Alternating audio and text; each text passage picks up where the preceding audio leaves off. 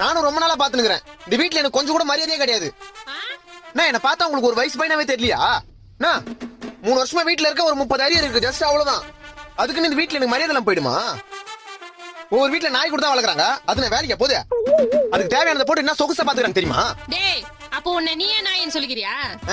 நீ எனக்கு நாயா இருக்கும் போது நான் உனக்கு தாயா இருக்க கூடாதா? எது? சரி, நீ எனக்கு தாயா இருக்கும் போது நான் உனக்கு நாயா இருக்க கூடாதா? இந்த பாரு, ஒரே ஒரு வேலை மட்டும் கிடைக்கட்டும். என் சம்பளத்தை இருந்து மூஞ்சில விசிலிச்சு உன் வாயிலையும் அப்பா வாயிலையும் ஒரு நாள் டேப் போட்டுல மட்டும் பாரு. என்னடா உங்க அப்பா வீட்டுல இல்லன்னு தைரியத்துல பேசுறியா? இருந்தா மட்டும் நான் பயமா எனக்கு.